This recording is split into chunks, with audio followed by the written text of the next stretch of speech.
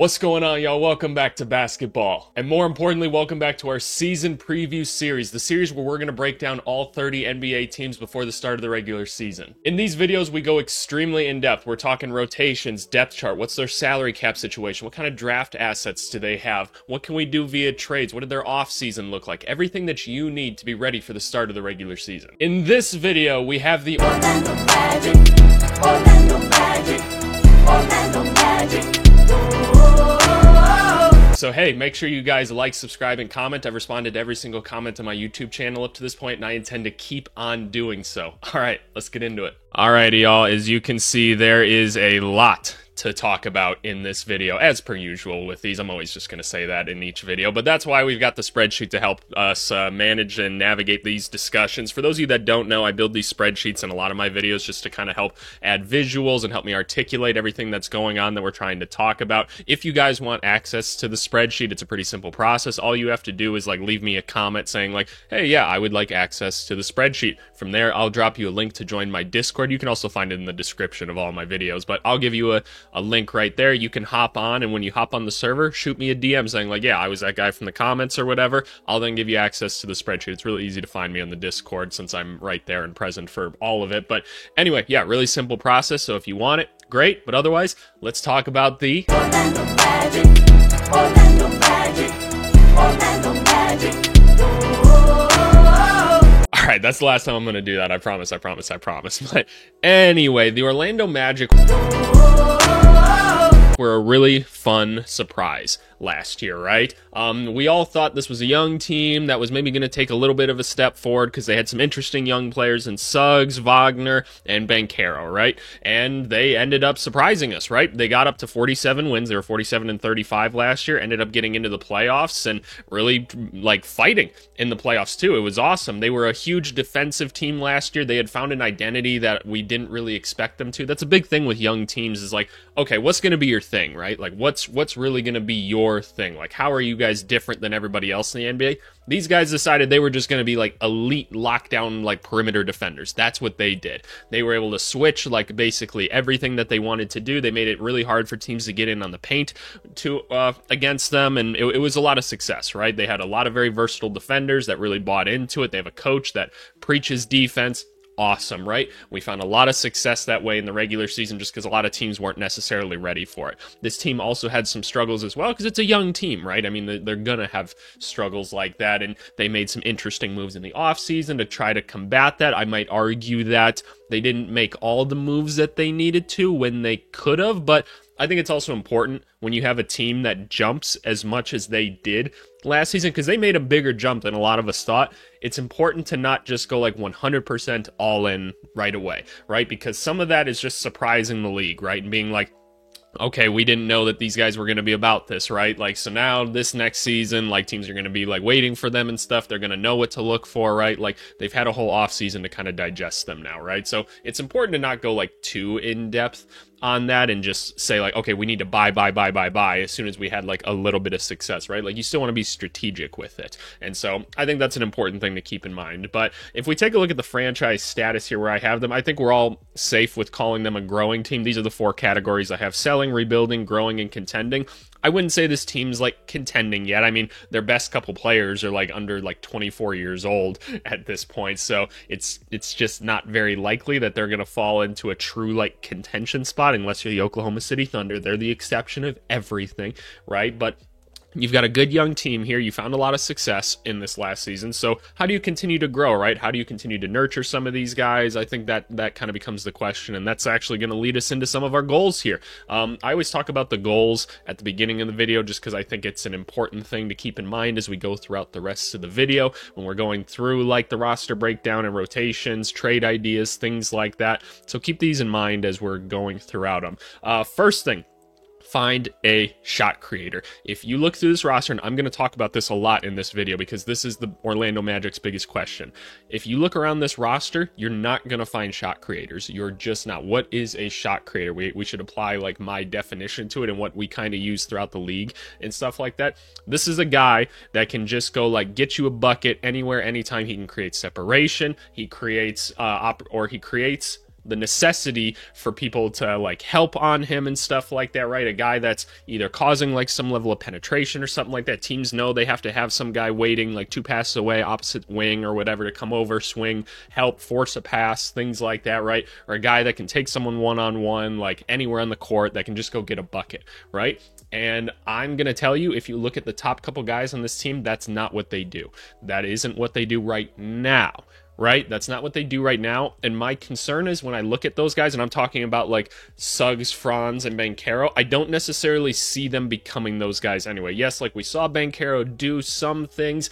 I wouldn't call him just like a pure shot creator, though. Like things like his handle and like his quickness and stuff, like that's not really the stuff that you're going to see like become like a true shot creator type. He's got more of that Julius Randle type of build. And look, he's a phenomenal player. Don't get me wrong. He's got the ways that he can go and just absolutely torch people, right? But I'm not going to call him a true shot creator, and you need guys like this. Otherwise, you see what happens in the playoffs. You stall out on offense, unfortunately. And this team had a lot of possessions last year where they just stalled out because they don't have people that can go and just get their own shot when they need to go get a shot. And like these guys come in every way or fashion. I'm not saying they have to be an all-star either. Like these can be role players too. Like a Cam Thomas, right, is a prime example of it. Like, is Cam Thomas an all-star? No, but he's a shot creator. He can go get buckets just about anywhere on the court. Alec Burks is a shot creator, right? He can go do stuff like that. But it'd be nice if we could find somebody on this team that could become that for them. That's going to help out their offense a lot. Building off that, we need a playmaking guard. Again, we need something to get this offense going. We saw the defense and how good it can be, and I have no reason to believe that the defense isn't going to be good again this year. But eventually people are going to start sitting on this team and waiting for someone to create, and they're going to keep stalling out. Because if we look at the additions they made this offseason, they're not adding shot creators still. Like, it's a problem. And you look at the team and you see, like, point guards that don't necessarily help make other people better either, at least on the offensive side of the ball. Defensively is a different story, right? But offensively, I don't see a player on this team that's really making Paolo's life a lot easier, making Franz's life a lot easier, that's setting up Wendell Carter for easy buckets, right? Because we know he's not a shot creator. When we talk about KCP being added to this team, which was a great addition, like, KCP feeds off of star players, like setting him up and him always being in the right position to succeed, right? Because he's really smart. But who's going to do that for him here? That's a big question, so how do we address that? And then finally, develop young stars. At the end of the day, they still have so many really, really good young players, and like these are guys that are borderline all-stars at this point too. Let's just keep developing them, right? Keep finding new ways to add more to their skill set, more to their bag, right? Developing other skill sets, because like these guys, like they're young, they're flawed still. Then these guys have some more obvious flaws that like anybody with a brain can go on Basketball Reference and point out, right? But they're young, right? It's going to take some time. So just making sure we're keeping them on the court, we're keeping them the center point of things, and we keep developing them. You're going to have a good season then if that's the case. But anyway, let's go talk about their offseason, because I thought they had a pretty good one. Alrighty, y'all. Here's the Orlando Magic's offseason in one quick picture right here. So I always break this down into 3 different categories in these videos. For those of you that haven't seen them before, we have drafted players. You guys are smart enough to know what that means. Player departures, guys that were on the full-time roster last year that are no longer on the full-time roster. Then players brought in, other guys from the NBA that are now on the full-time roster. Pretty simple, right? This one, 3 out, 3 in. Let's start off with the draft. The Orlando Magic went and drafted Tristan da Silva out of Colorado. He's a power forward. Like, we're pretty confident that's a position that he's kind of going to be stuck in.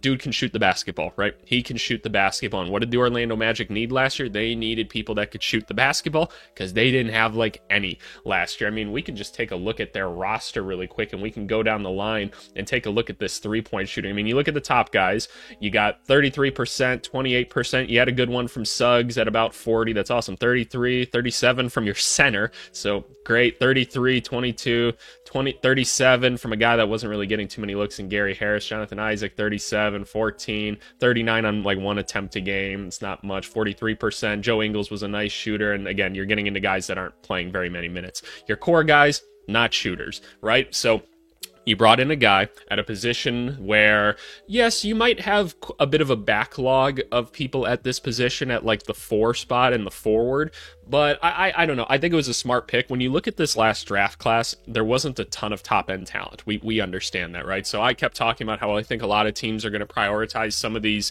more experienced guys, because I mean, Tristan da Silva is pretty old for a rookie coming in, and you know, it took him a while to get as good as he did. But I think honestly that's a little more worth the pick at this point, because there's such how should I say this, for the young players coming into this draft, it's such a swing to see like if these guys are going to become anything, right? Like you're really swinging for the fences to see if they're going to become something. You look at some of these more experienced guys, you have so much more film on them, you really understand who they are, they've got a good idea of what their game is coming in, they're just going to be smarter and ready to contribute a little bit more. I think that's probably the right way to go about it. Don't waste your pick on someone that can't help you start to get better right now, because if you're the Orlando Magic, you need to support Paolo and Franz as much as possible. De Silva will be able to do that right away because he's going to be able to come in and make shots right away. And that's important for them, right? They need someone in the rotation that's going to be a reliable shooter. This is a guy that they can try to figure out how to get him on the court, and he can make some shots. He's not going to make a ton of mistakes. His athleticism is pretty scarily low, but he's a smart basketball player, so hopefully he can make up for that at times. But anyway, I thought it was a very, very good draft pick. Player departures, some interesting ones. Markelle Fultz, who is actually still a free agent, and a lot of people think probably the best free agent left at this point. We all remember him, the number one pick, and then, man, what a tragic thing that happened where some doctors kind of messed up his shoulder and everything out in Philly, and I haven't heard much about, like, what all completely happened in there. They kept a lot of it kind of hush, because of course they did, but they ruined, like, Markelle Fultz's, like, ability and everything to, like, shoot the basketball for a while. He ends up getting traded. He comes to Orlando, where he kind of has a little bit of a resurgence. Markelle Fultz has been a really solid role player in the NBA for a while. Like, yes, was he, like, number one pick good? No, he wasn't. Like, man, did he look good coming in, though? I was a big fan of Markelle Fultz's game.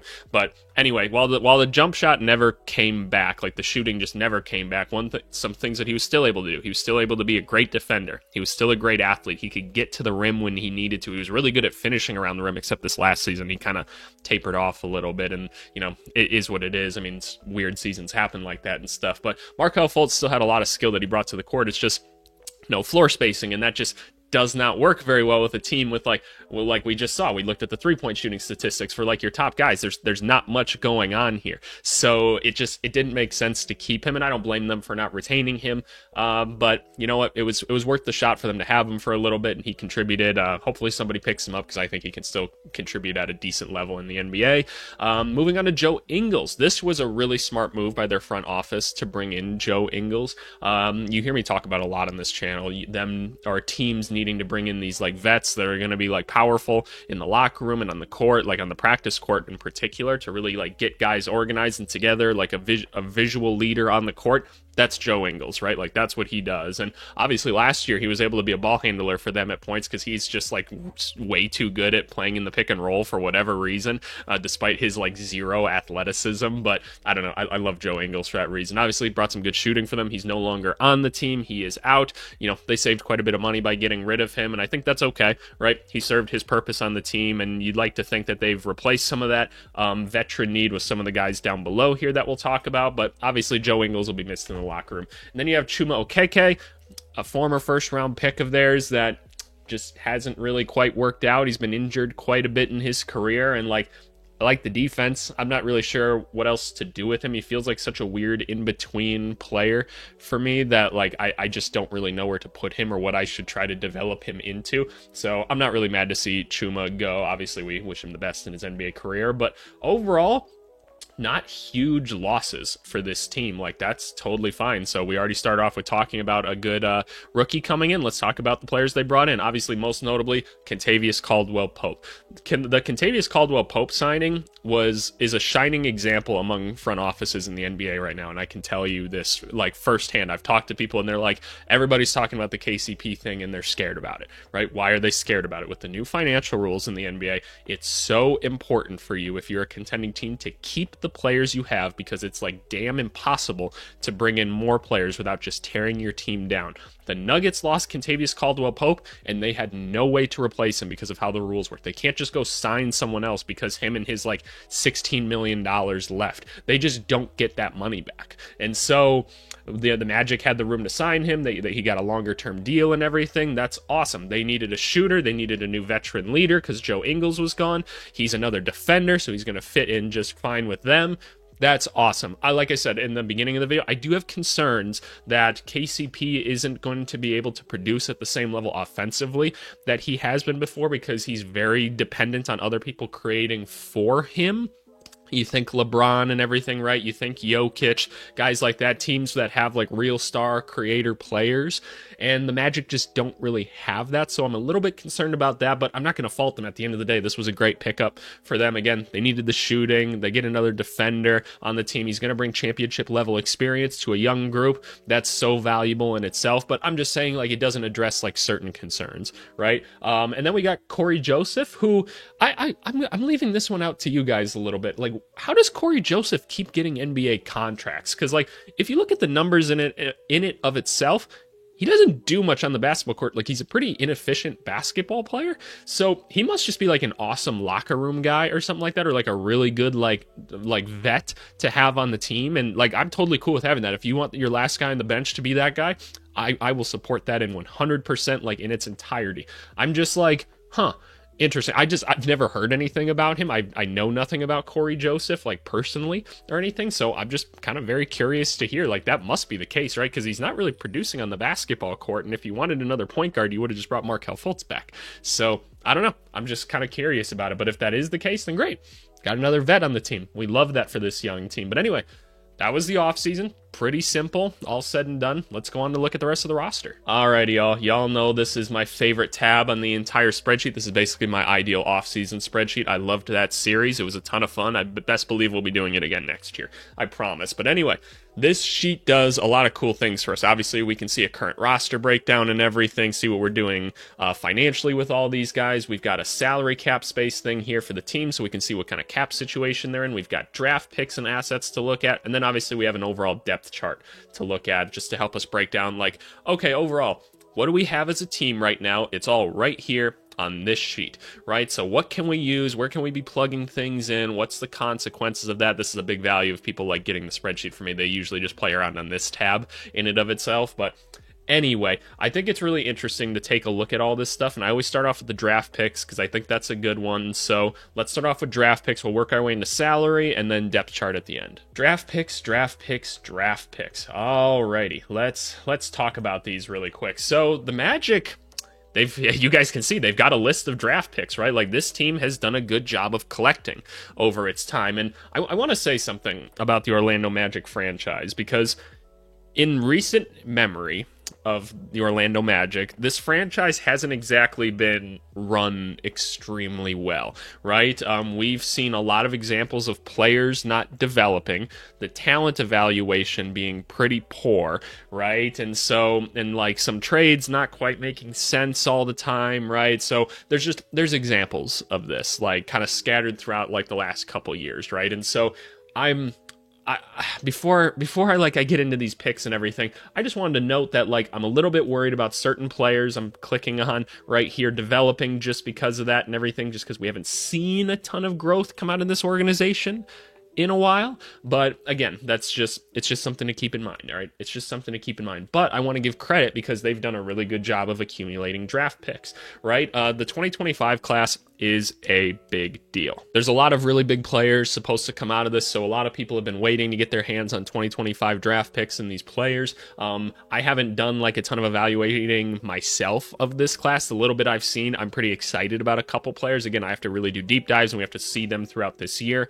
a little bit more with more film. But the people that I know that do this stuff, like, that's what they do for these teams, like, they're pretty excited about it too. And the Orlando Magic have themselves 2 first-round picks for this next year. They've got their own and they got the Nuggets. Now, are either of these going to be lottery picks? Most likely not, right? But at the end of the day, having 2 first-round picks on like this young team after this season, let me drop a scenario for you, right? Let's say they go out this year and they have a very similar season to last year, right? Like, they're in the playoffs, maybe they get bounced in like the first or second round or something like that. Man, you get bounced in the second round, like, that's great for this team. Like, it is. You're still growing, you're getting somewhere, right? You're getting playoff experience. But you're probably going to look at the team and be like, okay, we've got a couple holes. We could use a couple role players or something like that. You've got a deep draft next year. You can go find 1 or 2 of those role players with some of these picks next year. So if you're the Nuggets, I'd probably like to hold on to these. But if the right player becomes available, this is an extremely valuable asset to have. They've also got some second round picks that they can use, because this team's going to start to get more and more expensive in the coming years. As of right now, their salary situation is fine, but you're going to want to have these second round picks when you start becoming a contending type team, because then you have cheap players to fill out the back of your bench. That's an important thing to do. They've also got 2 picks in 2026. That's awesome, right? So they've got assets to use over the next couple years, and then they've just got all of their assets going forward with also a plethora of more second round picks and draft picks beyond what's even visualized right here.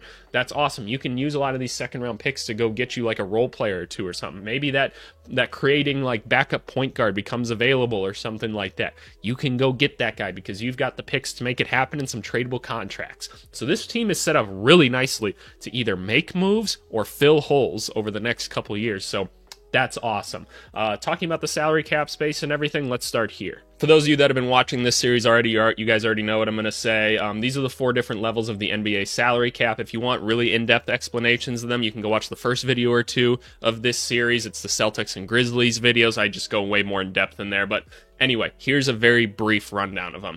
First, you have the cap line in itself. Once this is hit 0, you've crossed the cap, right? Like after that, you're only signing minimum contract guys for the most part. After that, we have the luxury tax line. The Magic are still $28 million from being a luxury tax team.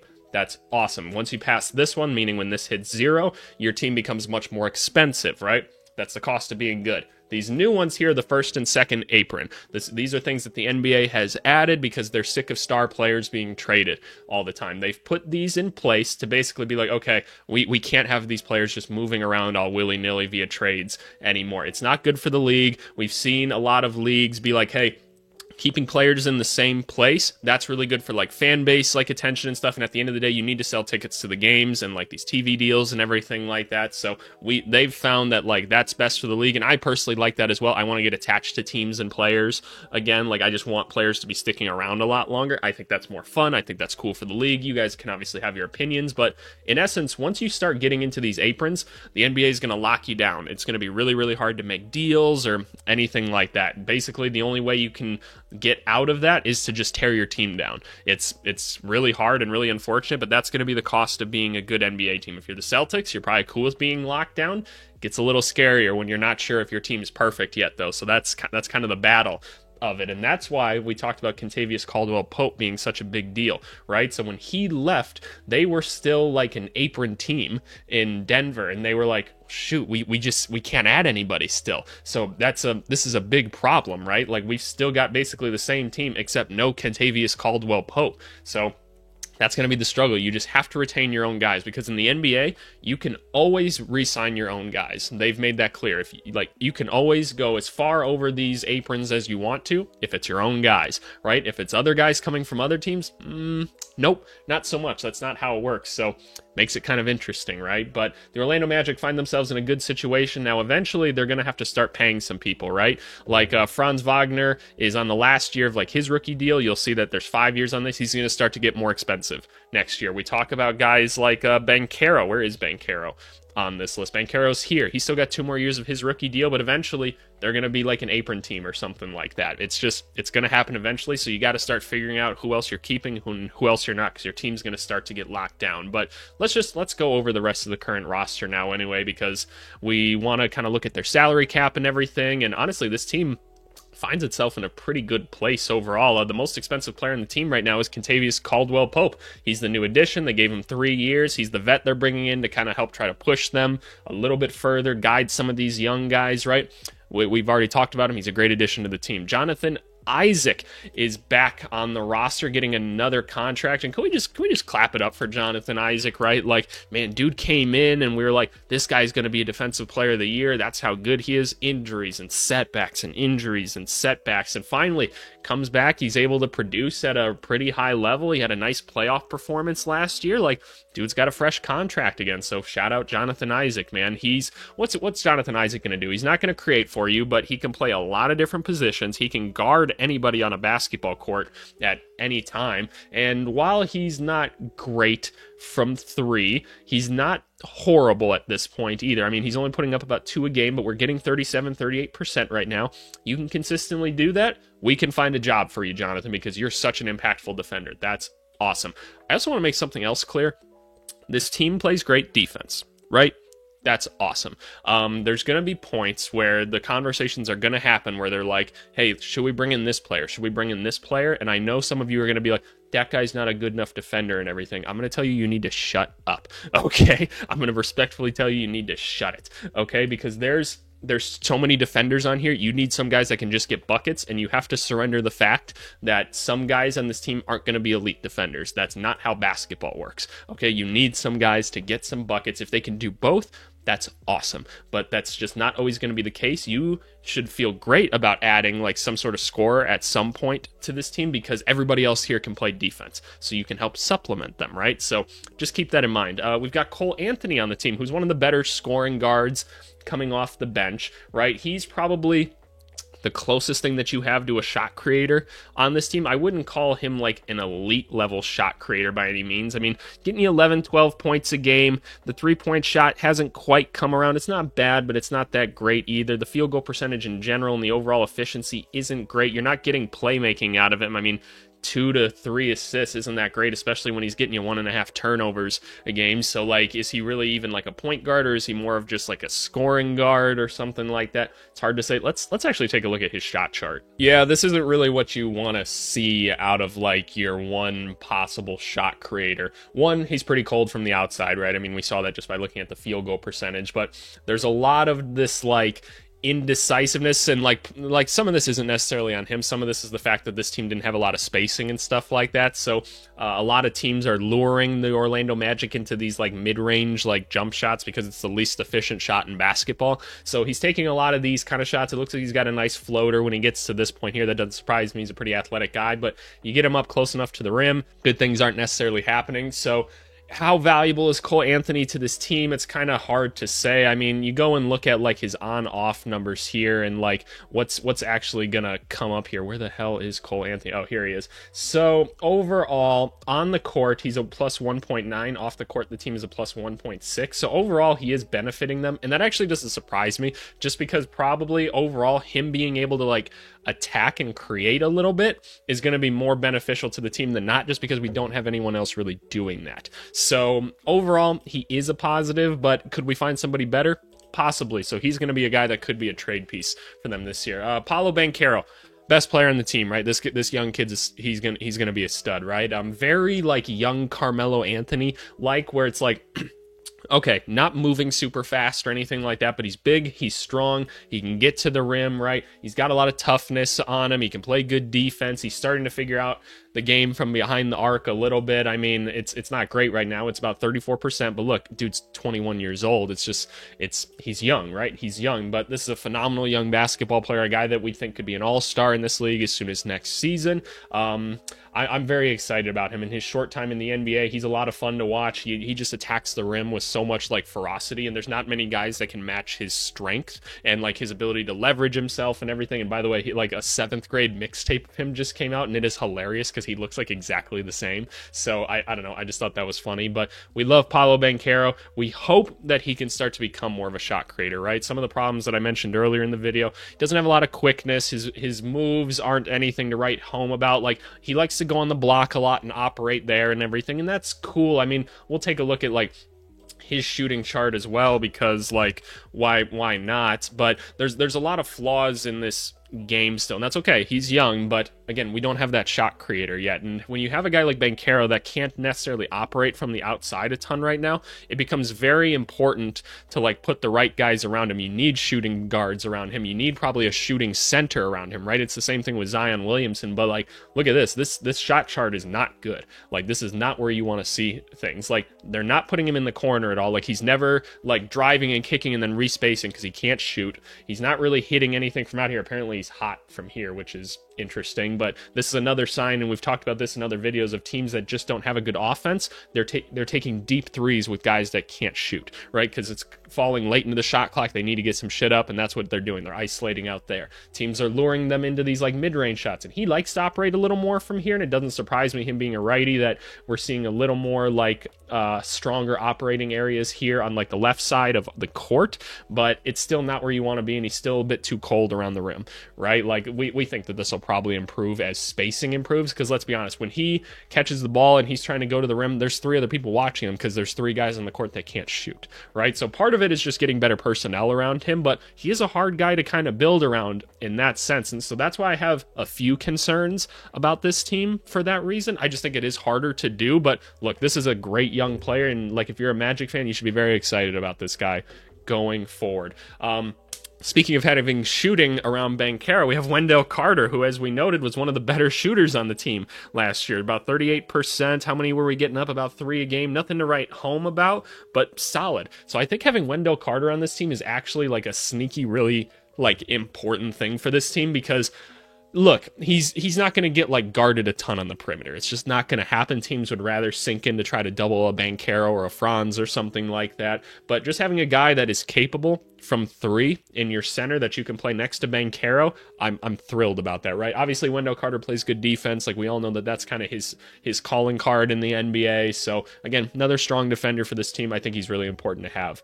Mo Wagner, their other center and the brother of Franz Wagner. I just love Mo Wagner's energy. I'm big about certain energy dudes, and Mo Wagner is literally on the team to just be like a bruiser. He's just there to talk shit, like get dirty, like get the bench hyped and things like that. Like he'll attack and just try to dunk on somebody. He does have some good skills. Like he puts the ball on the floor pretty well for someone his size. His outside shooting has somewhat been a thing at points. It's not anything great. What do we got? We got 33% on like 1.5 a game. So I'd call him capable, is like how I'd literally list it on a scouting report. I have a couple different like things that you can call people. There's also a term called Baba. Maybe I'll explain that in another video one day. But 33%, you know, nothing crazy, but at least capable, right? So I love having Mo on the team. I'm glad he got another contract. Him and Franz being together seems like a great thing. Jalen Suggs, 1 year left on the deal, right? It sounds like he's going to be playing a new position from now on. I think a lot of us were thinking he was going to be more of a 2. He's going to have to play the 1 kind of out of necessity this year. And I don't see Suggs as a point guard necessarily. And like, look, like these positions are somewhat arbitrary, right? So is it the biggest deal in the world? Not necessarily. But what I would like on this team is to have a point guard that can create a little bit more for the rest of them. I mean, we haven't seen a ton out of Suggs yet. In the playoffs, we saw some interesting things that gave me hope that I didn't have in him before playing this position. So we're going to see if that can continue to develop, right? Because maybe we have a Jamal Murray type of player. I know those guys are like completely different, but like Jamal Murray was kind of like an in-between player at one point as well, and now we just see him as a point guard. So maybe we have a situation like that on our hands, but I struggle to see where Jalen Suggs like really creates on the court and things like that. I see him as more of like a catch and shoot type guy, which look, he did get his 3-point shot up a ton this year. He got up to 5 a game, 40%. Perfect. We need guys like that on the team. And obviously his defense is awesome. Like I feel pretty good about him guarding a 1 through 3, switching on to people and just pestering the shit out of them. That's awesome. I love Jalen Suggs for that reason. Again, I think we'd like to see a guy that can create a little bit more in this point guard spot, but long term, Jalen Suggs is a great guy to have on the team. So great guy there. Goga Bitadze stepped up when they had a lot of center problems last year. Basically, just enormous body, just huge body dude. I actually knew a guy that was like developing him in the G League or whatever, and he tells me so many funny stories about Goga just dominating people in the G League because there's not a lot of centers in the G League, so it was always funny. But he's like really skilled. He sees the game very well. He's a good passer and stuff. He's not that mobile, but glad they gave him another contract because bigs are hard to find and stuff. So that's an awesome reserve big to have. Anthony Black, rookie from last season.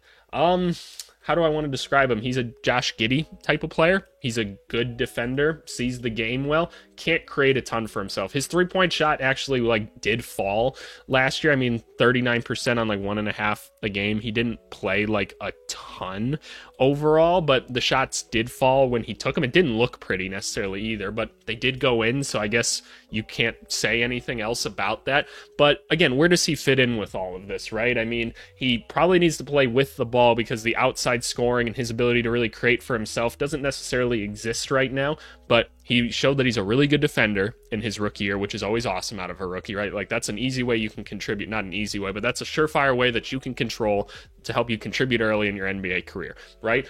But is he going to develop into a guy that can play make it all? Because we need a guy that can create a little bit more offense for somebody. And is he going to be able to do that? Because you have to be able to score and play make, right? So is he going to develop into that? We hope so. He's still super young. He was a rookie last year, so we'll see with that, but I think it's going to be hard to fit him on the court given the rest of the current roster. Gary Harris is back. Gary Harris, in the playoffs last year, like, he was literally on the court, it felt like doing nothing for this team. And I mean, last year he was kind of in the Kentavious Caldwell Pope role, where it was like, okay, you're going to be the vet on the team, plays good defense, right? Hopefully provides a little bit of shooting. And what did he actually contribute last year? I don't think it was like anything like crazy, but it wasn't bad either. 37% on almost 4 a game. Actually, no, that's pretty solid. You take that overall. I mean, he's not contributing like too much else on the court because there's, again, nobody necessarily creating anything for him. But you got Gary Harris on a pretty team-friendly deal at the end of the day, so I'm not tripping about it by any means. I mean, it's 2 years, $7.5 million for a solid backup guard. Cool. Franz Wagner took us all the way down here to get to the second best player on this team. Obviously, we've all seen Franz play in like FIBA and things like that. Really nice young player. Just got a big contract and everything, so he's going to start to be getting paid more. I mean, just look at him at this point in his career, right? I mean, we got 22 years old only, getting you 20 points a game, 5 rebounds, 4 assists. The turnovers are again a little high. This is what happens when you don't have a lot of spacing and no true like point guards on the team. The problem is, again, this guy's not a shot creator. He can get to the rim, he can be smart with or without the basketball and stuff like that, but he can't create from the outside right now. Like, it's just, the shot's not falling. It just isn't right now. We hope that it can develop, because, like, I don't see why it can't, but as of right now, the three-point shot's pretty in the garbage right now, and so that's unfortunate, and that's always going to limit him at the end of the day. And him playing next to Banchero, because of that, it makes it kind of complicated, right? Because they've got interlooping operating areas, is what I call it. Like, if we were to look at like this shooting chart, like Banchero, Franz is literally trying to get like right here as well. And like Banchero, we see he's not operating like anywhere out here. So it's not like Franz can attack and then like we respace or something like that. He's not going to just be in the dunker spot for him. You could maybe say they could set some screens for each other or something like that. And maybe that's something that they could explore, because Franz is actually pretty good like handling the basketball and handling things like that. But again, you're somewhat limited because Paolo's not going to pop,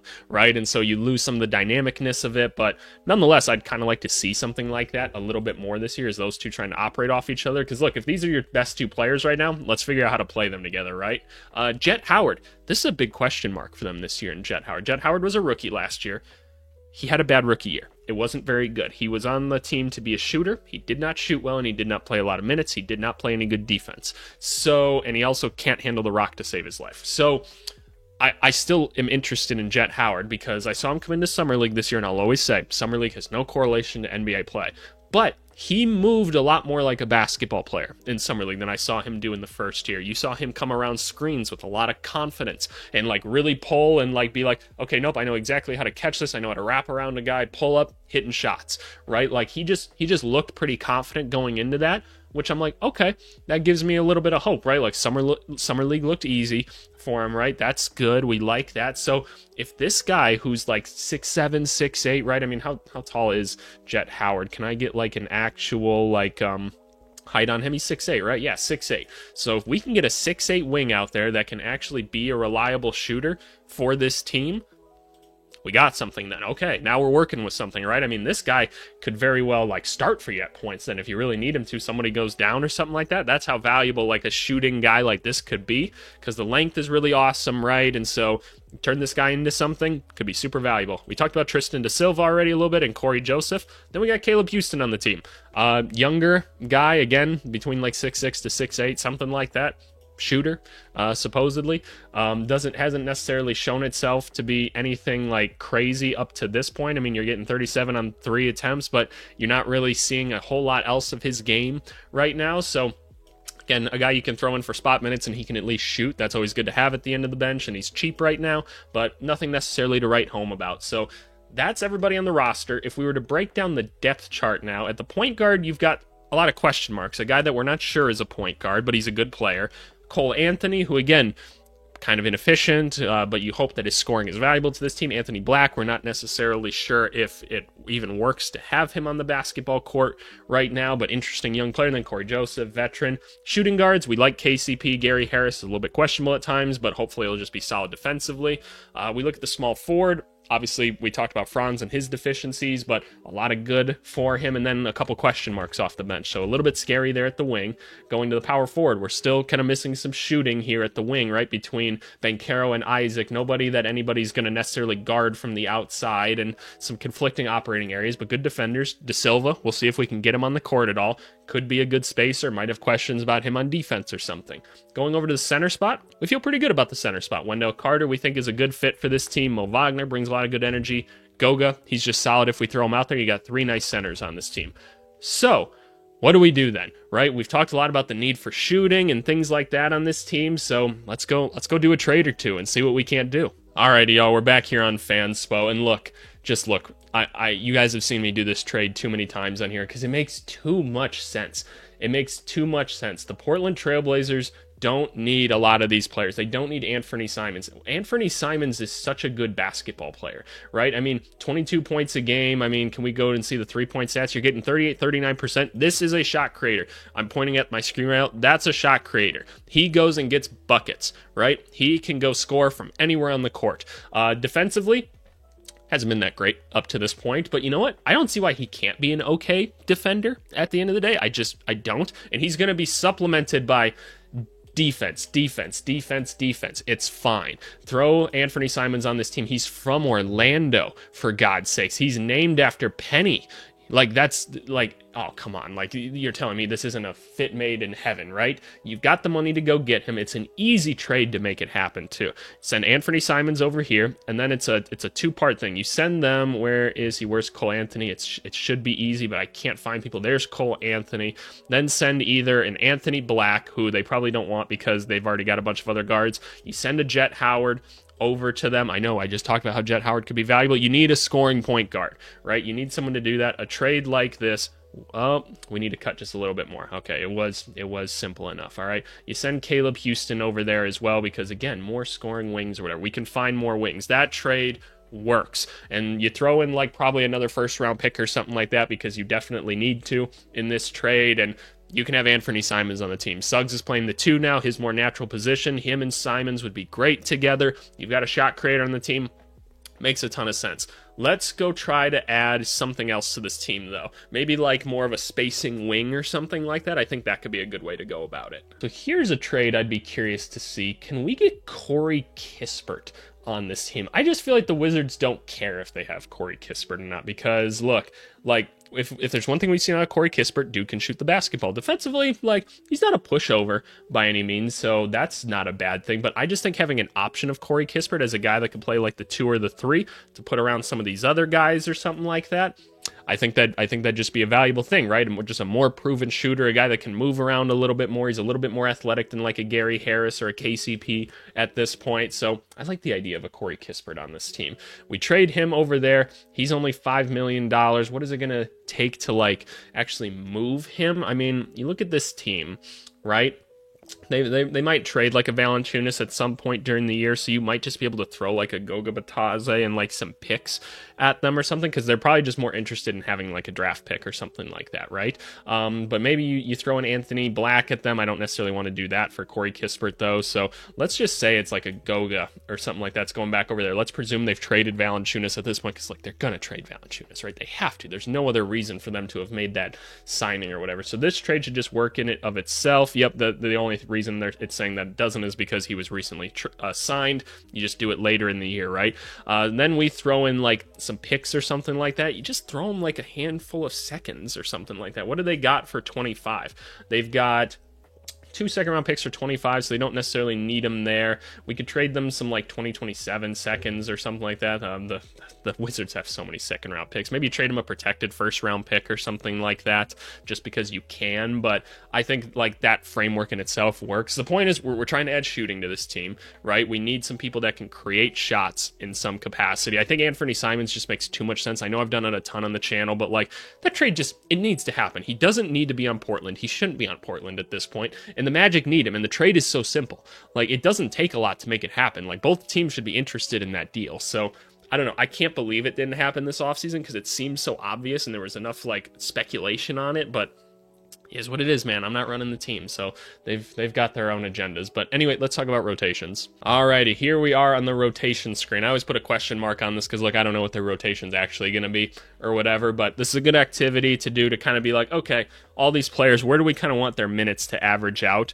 throughout the season? I just think that's a good practice to do. I'd always do it with the coaches that I was with, so this is kind of what I've got drawn up. Looking at their first five of Suggs, KCP, Franz, Banchero, Wendell Carter. You got Suggs playing over 30 minutes a game, right? I mean, you could probably be an advocate that he should play a little bit more than that, but again, we're questioning how much he can play at the point guard. I'd like to think that a lot of this is going to come at the 2 at points, so it gets kind of hard to balance it. But again, all this changes if he becomes a little more dynamic as a playmaker. KCP playing just under 30 a game. Again, I think we're going to have to get some more point guard play in the court somehow, so there's just only so many minutes I can give him. Franz and Banchero, young best players on the team, they got to get quite a few minutes of 32 to 33, so I think that makes sense. Wendell Carter, getting about 28 a game. You want him playing next to Banchero as much as possible, but I also don't need Wendell Carter on the court for 33 minutes a game, right? So keeping it about there, right? Going to the bench, I think Cole Anthony, we have to try and see if we can get some scoring out of him, right? Somebody's got to score on this team, and he's probably our best chance of like finding that shot creator. So we go there. Jonathan Isaac and Mo Wagner are just going to be dynamic kind of energy guys that can, again, continue to play elite defense. That's awesome. You'll actually see I've gone 11 men deep with this one. And here's my logic behind it. I think for the start of the season, I'm playing these guys all roughly the same amount of minutes. Honestly, let's do this. Let's do that and make it a little simpler. And so what do I mean by this? I need between Anthony Black, Jet Howard, and Tristan da Silva, I need between these young guys, them to figure out who's going to be in this rotation and who's helping out, because they very well could work their way up higher in this rotation. If Jet Howard is going to be an elite shooter for us, great. If Da Silva could be an elite shooter for us, great. Then maybe he gets more minutes. If Anthony Black can become more of an offensive player for us, he can get more minutes, great. But for the time being, early in the season, they're all going to be getting like spot opportunities to play, and that's going to be how it is. They've got to start proving themselves, right? Because I don't have any reason to play one of these guys over the other right now. I just don't. So one of them or two of them even are going to have to prove that they're deserving of minutes and stuff like that, and we're going to go from there, because I don't know who it's going to be. It's going to be most likely whoever can play the best offense, right? Because we need that on this team. Everybody else here is fine on defense, right? Like, we feel great about that, but we need some more offense. So which of these young guys is going to be able to contribute there? And that's, offense is harder, man. It just is. But I think that becomes the question. Here's the reserves and everything like we talked about, but man, let's see what we got out of these guys. But anyway, let's look at rotation data from last year, kind of see what was working for them. We had a lot of positive lineups that have some pretty significant minutes, so let's take a look at those. This one, we've got Fultz, Suggs, Wagner, Wendell Carter, and Banchero. So basically, just Fultz is starting at the point guard with Suggs. Cool, right? A lot of defense there. Their starting five looks to be good, right? This lineup of Cole Anthony, Gary Harris, Joe Ingles, Jonathan Isaac, and Mo Wagner. Interesting. Like, no, like, real true starters. I know Gary Harris did, like, start a lot for them last year, but, like, that's interesting. I think a lot of that is just, like, Joe Ingles was being a creator with, like, Mo Wagner and stuff like that a lot, and then, like, Jonathan Isaac and Gary Harris and them were just playing good enough defense. Kind of interesting, actually, isn't it? Huh. I wonder why that lineup was so successful. Then we got Anthony Black, Suggs, Banchero, Franz, Goga. So again, we're seeing another thing where Banchero, Suggs, Wagner on the court together, good things happen, right? That's awesome. Even with a guy like Anthony Black, just helping set them up. Goga played good minutes for them last year, not surprised. This was their best lineup last year with significant minutes, quite a few minutes behind it. And what did we have? We had Gary Harris, Suggs, Wagner, Banchero, Carter. That was basically their first five last year, so that's awesome, right? Like, that lineup was working. You throw KCP in there instead, should get even better, right? Awesome. We love that out of them. This was another interesting one here. We have Cole Anthony with Anthony Black. Again, Joe Ingles with Isaac and Wagner. So there's a bit of a correlation there between these four players of Cole Anthony, Ingles, Isaac, and Wagner. Interesting. I'm curious to hear your guys' thoughts on that. In terms of, like, negative lineups with significant minutes, we have Banchero playing with Bataze, Houston, Okeke, and Suggs.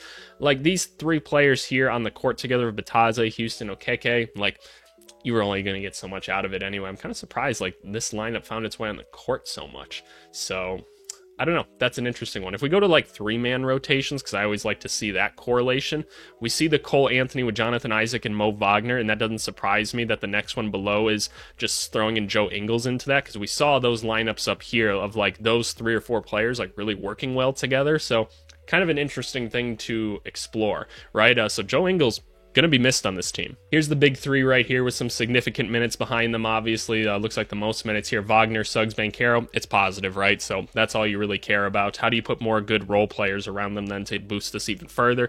That's going to be the question. So with all that being said, y'all, like, we look at this rotation and there's going to be questions. There just is going to be questions. So let's go talk about predictions and everything. Alrighty, y'all. Here we are here at the prediction screen. I always think this is such a fun part of the video because I know a lot of you have been waiting to see where I put the magic for this one. I've been seeing it in the comments a lot. So let's do a little bit of an East recap before I go and click this.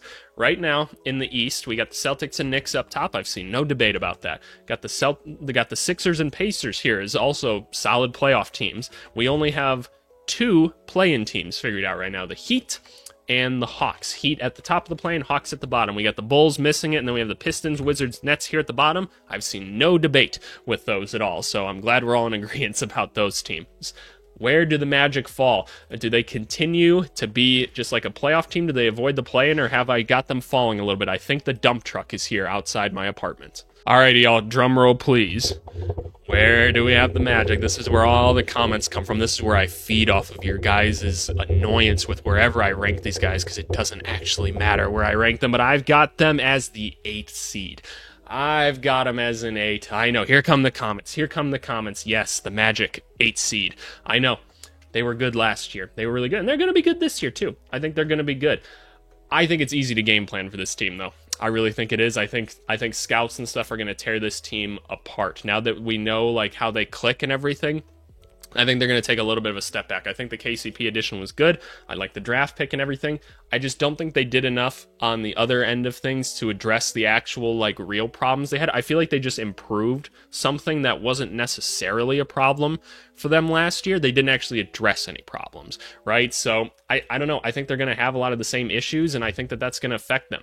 So I think they're going to drop in the standings a little bit to an 8 seed. I do think they can work their way out of the play-in and everything. Like, I think they're better than the Hawks, and you guys can guess who I've got here for this other team, right? I mean, we've still got a couple other teams to look at here, but I've got them as an 8, but this is where I turn it over to you guys. As always, leave me those comments. I want to see them. It's my favorite part about being a YouTuber is reading your comments and continuing the discussion. As always, make sure you guys are respectful in there. If you guys are just saying like dumb things to say dumb things, I'm just going to hide you, and then you don't get to participate on the channel anymore. And, you know, that's just life, right? But anyway, I appreciate you guys for everything you've been doing. I know the views and everything aren't crazy right now, and I don't necessarily care. I'm here with my basketball sweats right now, and we're trying to make it to the start of the season because we need basketball all year round. So while no one else is talking about it, we're all going to talk about it. And hey, thank you guys as always for watching. I'm going to keep bringing you guys these videos 5 times a week up until the start of preseason and everything. And until then, we'll see you later. Thanks so much. Bye. Orlando Magic.